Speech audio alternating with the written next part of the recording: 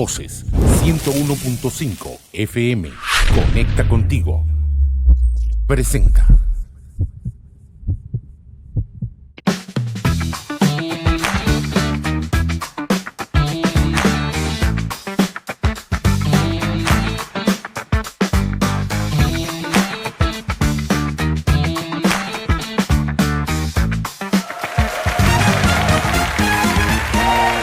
Bueno, buenos días, buenas tardes, buenas noches.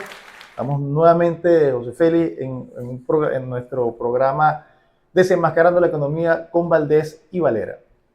Hoy seguimos hablando del tema del precio. Es un tema que también tiene mucha tela que cortar. Pues. Queremos, antes de continuar con este programa, darle las gracias a una serie de compañeros que retransmiten nuestro programa, muchos en vivo, otros lo retransmiten de manera diferida. Y estos son Radio Pana de Yaracuy, que es Prensa Alternativa Nacional, Radio FM 95.1, Ecos Bolivarianos en Barlovento, y la Radio 92.5, Radio Soberanía en el estado La Guaira. José Félix, en el programa anterior comenzamos a hablar del precio, terminamos hablando de la ética y la economía, que muchos economistas dicen que introducir la ética en la economía afectaría sustancialmente el buen desenvolvimiento de la economía mundial. Claro, en una economía salvaje tendría sentido.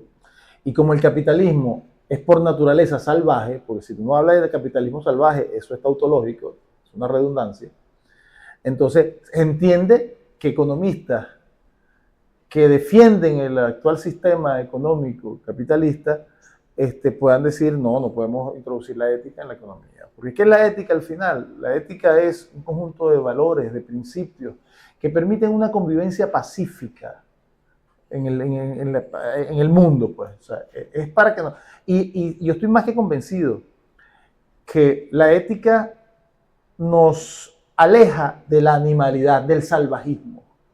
¿Okay? Y que solo los seres humanos podemos tener ética. Aristóteles en una oportunidad decía que la ética se enfrenta a la naturaleza humana. Y es verdad, nosotros si somos animales por naturaleza, ¿okay? Solo que creo que somos los únicos animales que pudiésemos superar nuestra animalidad. Y es por eso que el mundo nos está mostrando que todavía somos muy primitivos.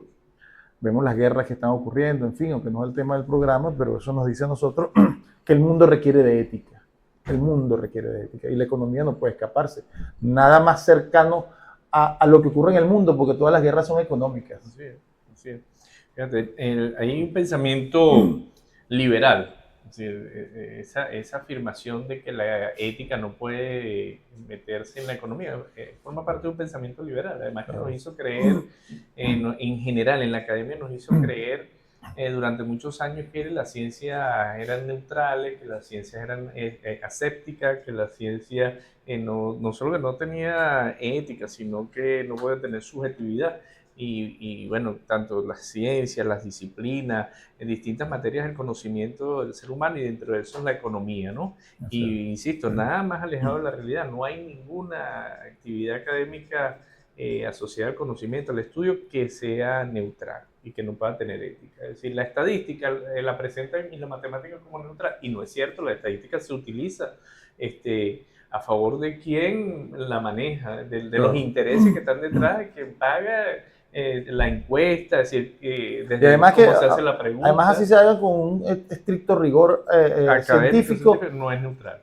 No es neutral, porque además después de eso viene la interpretación de la entonces, la economía menos puede ser neutral. Sí. La economía menos puede ser neutral, porque es que la economía no puede permitir que entonces el mercado diga que el debate que producimos alimentos o cosméticos, ¿no? Entonces, como los cosméticos son más rentables o porque los cosméticos tienen más demanda, entonces las economías o los estados permitan que se produzcan cosméticos y no se produzcan alimentos y que mueran millones de seres humanos porque es más rentable para el mercado. Claro. No, ahí tiene un problema ético. La sociedad en su conjunto no se puede permitir eso. Entonces la economía no es de ninguna manera neutral. Quienes nos han tratado de inculcar que la economía es neutral o que la economía además no puede tener ética, han sido precisamente desde ese pensamiento liberal quienes más se han beneficiado del manejo de la economía. Es que tan no es neutral. Es más, estos programas que estamos haciendo nosotros es para demostrar la falta de neutralidad o que es absolutamente, que no es, perdón, inocua la economía. No, la economía está diseñada, las categorías y las teorías actuales de economía están diseñadas para proteger un sistema y para fortalecer una clase social, para proteger el sistema capitalista y fortalecer la clase social que se beneficia del capitalismo. Pues esa es la verdad. O sea, no hay y aquí lo estamos tratando de demostrar, lo estamos viendo. ¿Desde cuándo se nos ha dicho a nosotros los precios suben porque hay mucho dinero? Ah, claro, le echas la culpa al dinero porque el dinero no se puede defender. ¿Okay? Entonces el dinero no puede decir, mira, yo no estoy subiendo precios. Pero cuando empiezas a estudiar, a analizar, a estudiar profundamente estas categorías, te das cuenta y esos mecanismos te das cuenta de que, oye, nos están mintiendo. ¿Pero por qué nos mienten? O sea, ¿cuál es la razón de mentirnos? Bueno, ocultar todo el latrocinio que hay detrás de todo este andamiaje enorme que termina incluso la academia prestándose para eso. Un andamiaje enorme de falsedades, medias verdades, hasta mentiras y absurdos, pero que protegen un sistema absolutamente injusto. ¿Okay? Y es por eso que la ética es sumamente importante. Pero bueno, José Félix, vamos a entrar, bueno, ya entramos en materia. Porque cuando hablemos del precio, hay un tema ético aquí que estamos hablando. De hecho, este programa tiene un componente ético porque es una crítica ética a una serie de mentiras que subyacen en estas categorías, en estos mecanismos. Cuando veamos en el precio, por ejemplo, los elementos, los factores que determinan la variación del precio, bueno, vamos a ver elementos éticos. Así es. Y arranquemos con eso. Fíjate, si ya vimos en el programa anterior cómo se forma el precio, ¿ok? Que por cierto, si una vez que entendemos cómo se forma el precio, desde el punto de vista objetivo, no sería difícil controlar el proceso de formación de precios. Porque ya tú sabes, o sea, un Estado fuerte que tenga, que no debe ser difícil, José Félix, que tengan empadronados a todos los productores, desde los más grandes hasta el más pequeño, a todos los distribuidores, desde el más grande hasta el más pequeño, a todos los detallistas, ¿ok? Al tener empadronados todos, y tú saber, a los importadores también, y tú saber a quiénes distribuyen ellos, o sea, cuál es el flujo de distribución de todos ellos. Cuando hay una variación de precio, y lo vamos a ver de repente hoy mismo, se produce una inflación. Mira, no es difícil tú hacerle seguimiento y llegar a dónde y por qué. Te hubo una variación de tus costos porque importaste algo que ahora es más caro en el exterior. Bueno, eso se puede justificar y no hay problema. Pero si nosotros tenemos todo eso, podemos definitivamente, o sea, un control en el sistema, insisto, esto es importante porque yo no estoy hablando de control de precios, yo estoy hablando de control en el proceso de formación del precio. O sea, yo tengo que ver que ese proceso se mantenga limpio. ¿Cómo se mantiene limpio? Bueno, usted le puso el precio, usted distribuidor, el importador le puso el precio de lo que le costó traerlo, más lo que objetivamente tiene que pagar para... Ok, y de ahí va a salir un precio al distribuidor, al gran distribuidor. El gran distribuidor igual, pues. Y eso va a ser muy fácil el Estado controlar el proceso de formación de precios. Siendo que eso se hiciera, yo dificulto, José Félix, que la especulación jugara un papel importante en la variación de los precios, si se tiene un control en el proceso de formación de precios. Porque estaríamos hablando entonces de que estaría controlado el sistema de costos de todos los productores. Porque además la ganancia en la sociedad está prevista. Es decir, hay sociedades, es decir, en teoría en Venezuela la ganancia por ley debe ser alrededor del 30%. Como máximo. Como máximo, por eso. En otras sociedades es a lo mejor del 6%. Es del 8%, del 8%. Es decir, pero está considerada la ganancia. No es que la actividad económica... está prevista sin ganancia, sin lucro, ¿no? Está la ganancia. Entonces, si tú tienes claro cuál es la ganancia, cuáles son tus costos, cuáles son los impuestos, cuáles son las cosas, por supuesto puedes controlar en la cadena las variaciones de precios que puedan haber, Claro. puedes preverlas, puedes controlarlas, puedes regularlas. ¿Qué pasa? Que entonces está el tema de la ética y el precio. Es decir, a veces no hay los suficientes controles y algún sector de la cadena decide ganar más por la misma actividad, así con la misma inversión, con el mismo esfuerzo, decide ganar más de ese 30%. En economías como la nuestra vemos gente que se acostumbró a ganar el 200%. Sí. ¿Eh? Pero vemos cosas, por ejemplo, aquí hubo una crisis en un tiempo con el trigo y entonces el Estado tenía el control de las licencias de importación del trigo y se convirtió en un gran negocio para algunos.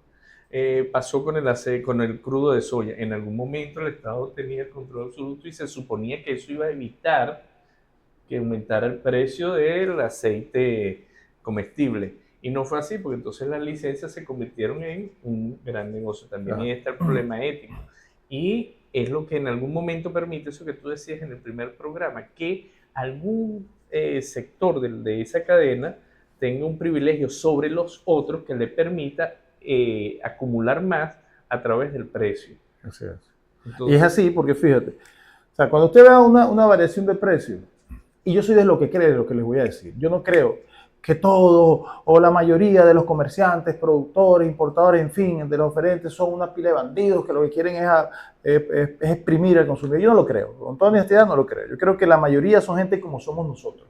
Somos gente, porque más de uno de nosotros en algún momento hemos querido ser emprendedores, hemos querido tener una actividad comercial particular y no estamos pensando en especular ni en hacer ningún tipo de actividad de esa naturaleza para afectar a nuestros congéneres. Yo creo que la mayoría de los comerciantes, productores, son gente honesta y gente trabajadora y que con lo que el margen de ganancia que ellos aspiran a ganar, ellos están conformes y si quieren ganar más, bueno, tratan de vender más. Pero en todos lados, el mal es ruidoso, ¿vale? Y el mal echa mucha broma y siempre son menos. Pero en esas cadenas de comercialización hay actores económicos, agentes económicos que tienen posiciones de privilegio en la cadena de comercialización. Y si en una cadena de comercialización hay un agente económico con una posición privilegiada y que es usurero, que está enfermo, es un usurero, bueno, él va a hacer lo indecible por cada vez ganar más y subir los precios. Y va a afectar a todo el que esté por debajo de él. Y eso ocurre con mucha frecuencia. Y fíjate que ese tipo de gente, José Félix, tienen también una característica, ¿no? Y aquí quizás me voy a meter en Honduras, como diría alguien. Ellos terminan buscando también vínculos con gobiernos, con los gobiernos donde ellos operan, pues, donde ellos trabajan. ¿Ok? Financian políticos, en fin. Bueno, hay un libro aquí en Venezuela, se llama Los 12 Apóstoles, se llama Los 12 Apóstoles, de Pedro Duno. Pero uno describe allí cómo los empresarios venezolanos se dieron cuenta que invertir en los políticos era un buen negocio. Y empezaron a invertir en muchos políticos, o sea, muchos líderes políticos nacionales de la época, y bueno, y obtuvieron los mayores beneficios comerciales después a través de sus vinculaciones con los políticos y el gobierno. Me acuerdo de una corriente de profesores de la Universidad Central de Venezuela que decía que la corrupción no era cuantificable. Sí. Si en alguna economía el tema de la corrupción ha generado daño a la sociedad, es una economía nuestra, pero si en alguna economía es cuantificable es en esta. Claro. Bueno, una economía que esté, va a sonar paradójico, ¿no? Pero que esté transparentemente construida para que se sepa para dónde va cada centavo, sería cuantificable. Y de hecho, una de las cosas, nos estamos saliendo un poquito del tema, ¿no? Pero no deja de ser interesante lo que estamos hablando. Una de las cosas que está ocurriendo en la actualidad es el nacimiento del dinero digital, de monedas nacionales digitales, y la desaparición del dinero físico, del billete y las monedas. Eso va a ser, aparentemente va a ser mucho más difícil tanto la corrupción como los delitos, o sea, la comisión de delitos y el lavado de dinero. Va a ser mucho más difícil, pero bueno, eso es otro tema. Fíjate, volvamos al tema de la variación de los precios. ¿Por qué varían los precios? Bueno, dijimos ya hemos visto algunos. Si varían los costos, varían los precios, evidentemente. ¿ok? La usura hace que los costos varíen, sin lugar a dudas, ¿ok? Lo que no, con el tema de la usura, ¿vale? Con el tema de eso, lo que insistimos nosotros es que no naturalicemos eso, que no nos parezca algo natural. O sea, la subida de precios no es natural, no es natural.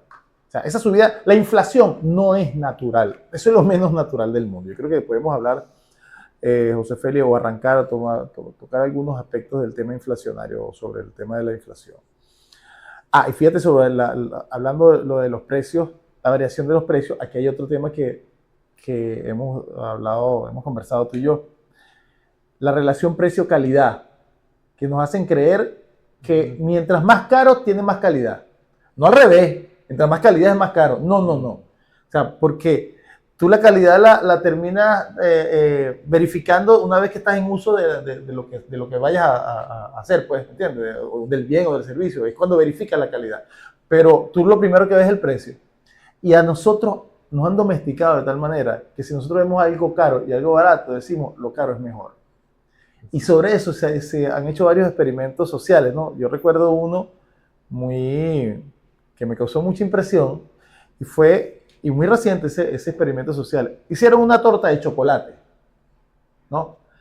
Y la picaron en 3 pedazos. Salieron a la calle, colocaron un stand, colocaron los 3 pedazos en distintas posiciones y le pusieron 3 precios diferentes a cada pedazo. Uno muy barato, uno más o menos y otro carísimo, uno muy caro. Y le daban a la gente a probar, porque esta es una nueva torta que no se cae. Y la gente, el que probaba la más cara decía, no, es que la calidad es superior, es que se siente, fíjate. Esto se ve que... Y la cuestión psicológica, pues, ¿ves? Entonces, nos han dicho que lo más caro es lo mejor. No es verdad, ¿vale? O sea, no es verdad, eso no es necesariamente cierto. Hablábamos de las falsificaciones chinas. Los chinos falsifican de la marca que sea y con la calidad que sea. Sí, la mejor calidad del mundo, exactamente igual, ¿no? Y de repente hasta mejor de los originales, lo falsifican. Pero a precios irrisorios comparados con los originales. Al punto, te comentaba José Félix, que muchas de esas falsificaciones salen de China, se van a Europa y regresan a China como originales. Que ni los chinos se dan cuenta que son originales. Pero la diferencia de precio es abismal, pero abismal. Entonces, somos tan tontos, tan domesticados, ¿verdad? Que de verdad creemos que la cuestión, porque es cara, es mejor. No, eso no es necesariamente cierto. Sí, fíjate, habría que decir hasta ahora que la variación de precio puede darse por variación en los costos de producción. Esa sería una variación de precio, por decirlo, objetiva. Hay una variación de precio que podría darse por variación en otros productos del proceso productivo, otros precios. Por ejemplo, la variación del precio de la energía. Exacto, que afecta todo. Que afecta a todo. Y hay otros elementos en la variación de precios que no necesariamente son objetivos, como la usura, la relación calidad-precio. Eso que estamos hablando. Y el elemento de ahora el muy famoso marketing, que es psicológico y que también tiene un componente ético. Claro. Es decir, que nos hacen creer que mientras más caro es mejor, o nos crean necesidades, lo que llaman famosas necesidades creadas, que tienen que ver con marketing, con fecha, Día de las Madres, Día de los Enamorados, diciembre, etcétera, etcétera. Y es un mecanismo a través del cual el mercado nos mantiene consumiendo, pero además va generando variaciones del precio constantemente. Es decir, a lo largo del año el precio va variando, pero los costos de producción son los mismos. Así es. Y fíjate que tocas decir algo muy importante, ¿no? El elemento psicológico. Hasta hace poco, y todavía muchos economistas y en la academia todavía se está hablando de la racionalidad del agente económico, ¿no? de las decisiones racionales en la economía. Y no es cierto, lo menos que hay en economía son decisiones racionales. Créanlo que es menos que hay decisiones racionales. O sea, uno, la mayoría de los compradores, cuando digo la mayoría, porque la mayoría son muy pocos los productores en el mundo, la mayoría somos consumidores, estrictamente consumidores, pues, porque los productores también son consumidores, pero estrictamente consumidores, la mayoría nos vemos afectados por un bombardeo constante de publicidad, marketing, que te crea necesidades, ¿ok? Y que terminas tú consumiendo cosas, muy buena parte de ellas que no necesitas. Es más, yo voy a dar un ejemplo conmigo mismo, el tema del celular. yo llegué, estando más joven, yo bueno, cambiaba de celular casi todos los años, porque oye, el nuevo. Cuando me di cuenta, bueno, yo uso el celular para qué? Yo uso el celular para muy pocas cosas. A mí ese celular, el primer celular que tenía me hubiese servido hasta ahorita, prácticamente, ¿me entiendes? Pero uno no se da cuenta que caen también en esa, porque atacan tu autoestima. Y sobre todo a las clases medias, porque la clase media es muy vulnerable cuando se afecta su autoestima. La clase media que nos han dicho que es la que está entre el rico y el pobre, y por eso se le cataloga como clase media, cuando en la realidad está muy lejos del rico, pero muy cerca del pobre. Si bien sí está en el medio de los dos, pero está muy pegadito del pobre y extremadamente lejos del rico, el verdadero rico. Y por eso es que la clase media es el primero que siente cualquier crisis, porque inmediatamente va para abajo. Entonces, pero él siempre tiene algunos se creen que son ricos, tienen la edad y se lo creen. Aspirante. Sí, esos son los que te compran la marca porque quieren un Gucci y él cree que eso, y ese Gucci de repente son 4 lochas, pero él paga un dineral por eso y eso no, eso le da estatus, ¿no? Y mucha gente pobre también cae en eso. O sea, aquí el tema de las marcas deportivas, o sea, tú ves en barrios gente que hacen sacrificio para comprarse unos zapatos de, qué sé yo, $400 y eso, él siente que le da estatus. Es un juego psicológico. Sí. Y eso, bueno, y es muy importante que hay que trabajar eso también. Sí. Sí, yo creo que en todo caso la lección de este programa de hoy es que la gente conozca que hay distintos factores en la variación de precios, que hay algunos factores que son objetivos, que son reales, y hay muchos factores que tienen que ver con la usura, que tienen que ver con elementos psicológicos, que tienen que ver con el tema del marketing. Entonces hay que al final hacer un llamado al consumidor a tener una visión crítica frente a los bienes y servicios, a los productos, en el momento del consumo. Yo creo que hay que tener una visión crítica. Y bueno, desde este programa hoy estamos dando como algunas luces, algunas herramientas. Fíjese, y lo que tú dices es tan importante, José Félix, te voy a dar un ejemplo de eso. La fórmula para la pasta de tomate es la misma en todo el planeta. La misma. Tú entras a un supermercado y ves 20 marcas de pasta de tomate distintas, de distintos precios. Tú vas a comprar la misma cosa, cualquiera que agarres de ellas. Pero hay unas más caras que otras, ¿me entiendes? Y el tema del marketing te hacen creer que si agarras la más cara, hay una diferencia enorme con la más barata. Por lo que, además, lo acabo de decir con el experimento que hicieron con la torta de chocolate, pues, ¿entiendes? Entonces, sí hay que vivirlo con una visión crítica, definitivamente. Agarra, si tú quieres, te gustó, bueno, todo producto de un supermercado está obligado a publicar atrás cuáles son sus ingredientes. Compáralos, te vas a dar cuenta que son los mismos. Claro, si el comerciante en cualquier eslabón de su cadena, desde el productor hasta el menudeo, nos impone una lógica por los precios, yo creo que los consumidores que somos más podemos construir otra lógica y también participar en la definición de los precios.